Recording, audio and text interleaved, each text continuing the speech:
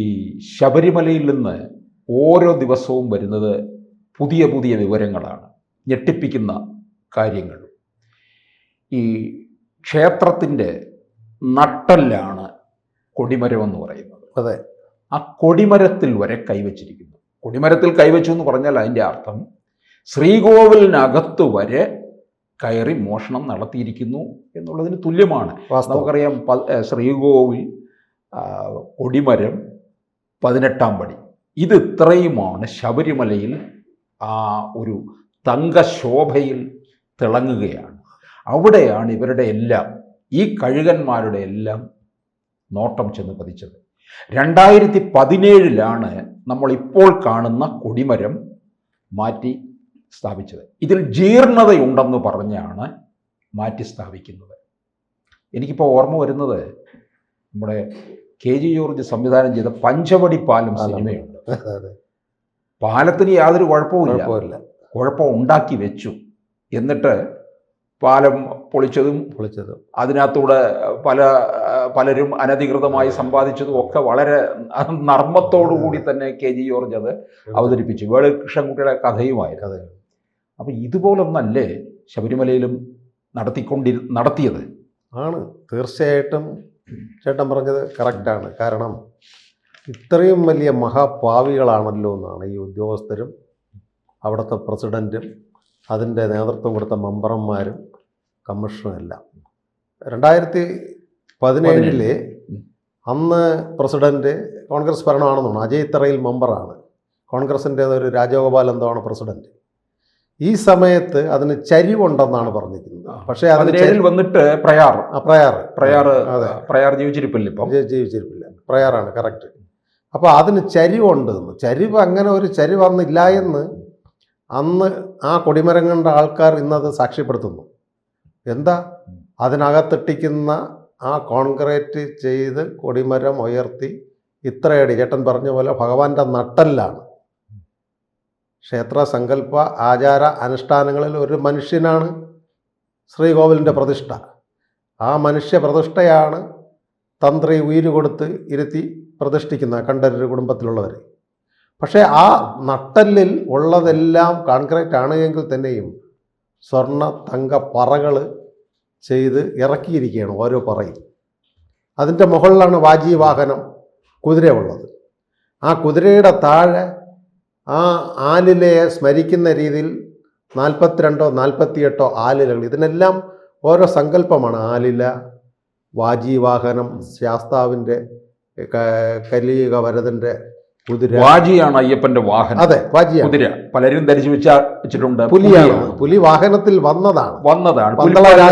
പന്തള അമ്മയ്ക്ക് ആ മക്കൾ ഉണ്ടായപ്പോൾ ഇദ്ദേഹത്തിന് എങ്ങനെയെങ്കിലും അവോയ്ഡ് ചെയ്യാൻ വേണ്ടി പുലിപ്പാല് വേണം.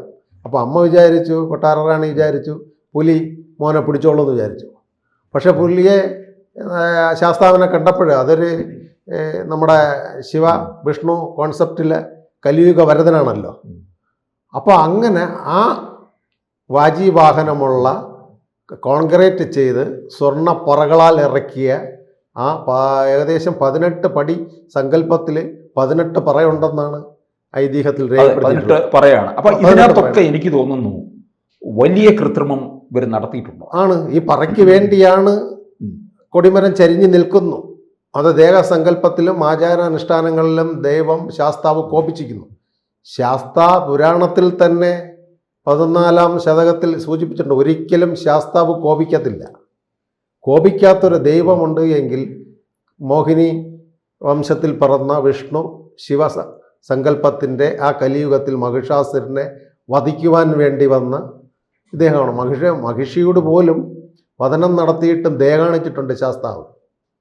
വാവര് പോലും യുദ്ധം ചെയ്തിട്ട് നീ പോണ്ട, പരാജയപ്പെടുമെങ്കിൽ നീ എൻ്റെ വാമഭാഗത്തിരുന്നോന്ന് വാവര് സ്വാമിയോട് പറഞ്ഞിട്ടുണ്ട്, അക്രമകാരിയായ വാവര്. അങ്ങനെ ഒരു മനുഷ്യ സങ്കല്പ ശാസ്താവാണ്. അദ്ദേഹത്തിൻ്റെ രാശിയിൽ തന്നെ, ഉത്തരം രാശിയിൽ അറിയാം താന്ത്രികരും വേദപണ്ഡിതന്മാരും പറഞ്ഞിട്ടുള്ള ഒരിക്കലും ഈ യുവാവിനും താഴെയാണ് പ്രായം, ശാസ്താവ് കോപിക്കില്ല. അപ്പോൾ ശാസ്താ കോപം വന്നു എന്ന് അന്നത്തെ ദേവസ്വം ഭരണാധികാരികൾ ധരിപ്പിച്ച് കോൺക്രീറ്റ് ചെയ്ത കൊടിമരം ചരിഞ്ഞു നിൽക്കുന്നു എന്ന് പറഞ്ഞ് ഈ 18 പറകളും വാജി കുതിരയെയും തങ്ക ആലിലയിലുള്ള 48 ആലിലകളും കവരണം ഈ പകയന്മാർക്ക്. അപ്പോൾ ഇവിടെ കോൺഗ്രസും കമ്മ്യൂണിസ്റ്റും തുല്യരാണ് ശാസ്താവിൻ്റെ പണം അടിച്ചു മാറ്റിയതിൽ, ശാസ്താവിൻ്റെ രത്നങ്ങളും വൈഡൂര്യങ്ങളും അടിച്ചു മാറ്റിയതിൽ, ശാസ്താവിൻ്റെ ഇത്തരത്തിലുള്ള പറകളും ആലിലകളും ദണ്ടും സ്വർണ്ണപ്പാളിയും അടിച്ചു മാറ്റിയതിൽ ഈ കോൺഗ്രസ് കമ്മ്യൂണിസ്റ്റുകാർ മത്സരമായിരുന്നു. അല്ലെ, ശബരിമല ഇവർക്കൊരു ഒരു വലിയ വിളനിലമായി മാറി എന്നുള്ളത്. അതെ, ഈ ഒരു കൊയ്ത്ത് ഒരുപക്ഷെ ഇത് കണ്ടുപിടിക്കപ്പെട്ടില്ലായിരുന്നുവെങ്കിൽ ഇത് ശബരിമലയിലെ മറ്റു കാര്യങ്ങളിലും ഈ നടവരവിൽ പോലും കടന്നിട്ടില്ല എന്ന് എങ്ങനെ പറയാൻ പറ്റും? ആണ് നടവരവിൽ നമ്മളെടുത്ത് പറയുന്നുണ്ട് ഈ തീർത്ഥാടന കാലത്ത് 450 കോടിയാണ് എന്നുള്ളത്. ഇത് അതിൻ്റെ നാണയങ്ങൾ തീർത്തിട്ടില്ല. അത് സാധാരണഗതിയിൽ ഇനിയും സമയമെടുക്കും. അവസാനം എണ്ണി തീർക്കത്തില്ല, ചാക്കിൽ വാരി കെട്ടി അങ്ങ് തൂക്കി മാറ്റുകയാണ് ചെയ്യുന്നത്. ധനലക്ഷ്മി ബാങ്കിലോട്ട് അങ്ങ് മാറ്റി. അപ്പോൾ അതിനകത്തൊക്കെ പോലും ഈ 450 കോടി എന്ന് പറയുന്നത് 500 കോടി ആയിരിക്കാം. അതെ, 450 കഴിഞ്ഞ ഗവൺമെന്റ് കാലഘട്ടത്ത് പല ചാക്കുകെട്ടുകളും കാണിക്ക അവിടെ നിന്ന് കഴുതപ്പുറത്തോ അവരുടെ ട്രക്കിലോ ട്രാക്ടർ ഉണ്ടല്ലോ അതിലോ വരുമ്പോഴും പമ്പയിൽ വരുമ്പം ചില ചാക്കുകൾ മാറുകയാണ്. ചില ചാക്കുകൾ ധനലക്ഷ്മി ബാങ്കിലല്ല പോണത്, വേറെ ചില സ്വകാര്യ സ്ഥലത്തേക്ക് അങ്ങ് പോകുകയാണ്. അരവണയിൽ നിന്നുണ്ടാകുന്ന വരുമാനം വേറെയുണ്ട്. അത് കോടിക്കണക്കിനാണ് അരവണയിൽ നിന്ന്. ചേട്ടൻ പറഞ്ഞ പോലെ ഇതിനകത്ത് ഇടുന്ന സ്വർണ്ണ നാണയങ്ങളുണ്ട്. അതിനകത്ത് അതാണ് കഴിഞ്ഞ ദിവസം 2 കരാർ ജീവനക്കാര് നാണയവും ഈ സ്വർണ്ണ നാണയവും വായിക്കകത്ത് കൊണ്ട് പുറത്തേക്ക് വരുന്നത്. അപ്പൊ ഇത്തരത്തിൽ ശബരിമല എന്ന് പറയുന്നത് UDF-കാർക്കും LDF-കാർക്കും നേരത്തെ സൂചിപ്പിച്ച ഒരു കൊയ്ത്തും വിളനിലമാണ്. അവരുടെ ഒരു ട്രഷറി എന്ന് വേണമെങ്കിൽ പറയാം മണ്ഡലകാലം. അവർ പറയുന്ന ഫെസിലിറ്റി കൊടുക്കുക ഉദ്യോഗസ്ഥർ, അവർ പറയുന്ന രീതിയിലുള്ള കാര്യങ്ങൾ അവിടെ നടത്തുക.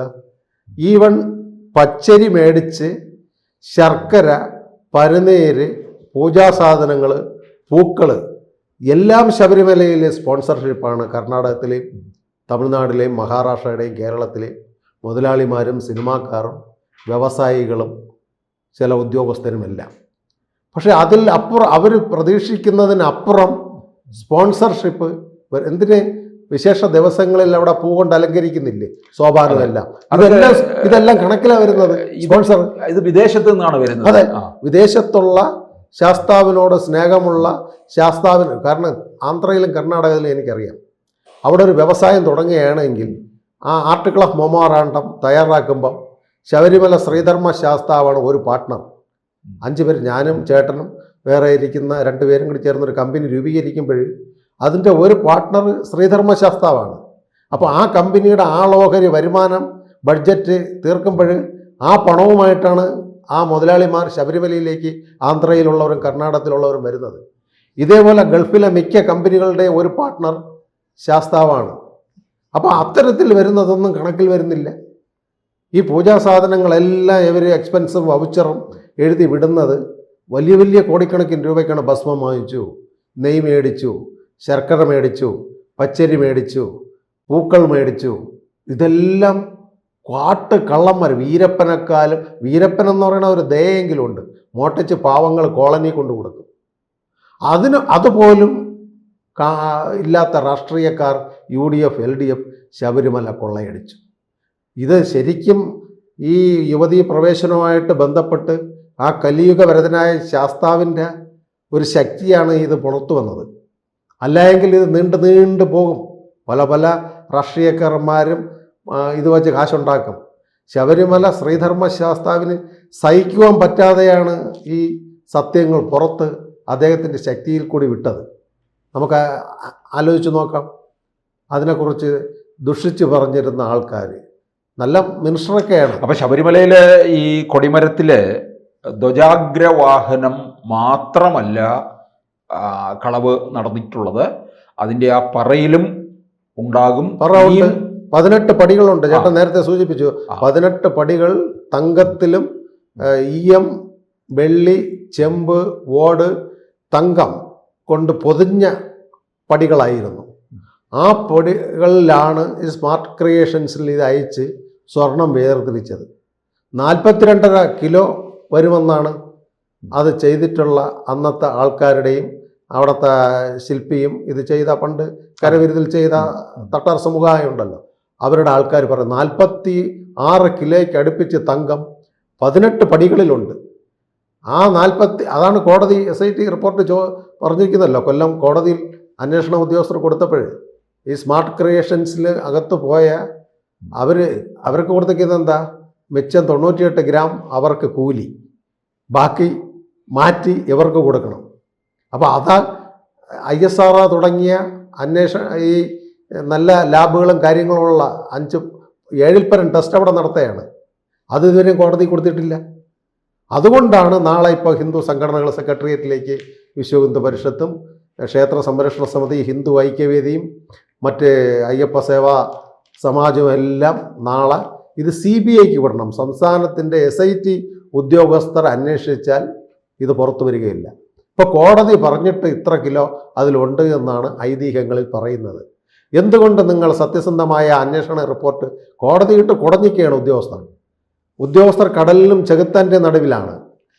കോടതി പറയുന്നത് കേൾക്കണം, ഇവിടുത്തെ ഭരണവർഗം സെക്രട്ടേറിയറ്റ് പറയുന്നത് കേൾക്കണം. അങ്ങനെ ആ ഉദ്യോഗസ്ഥന്മാർ മാനസിക നില ാണ് വീടുകളിൽ പെരുമാറുന്നത്.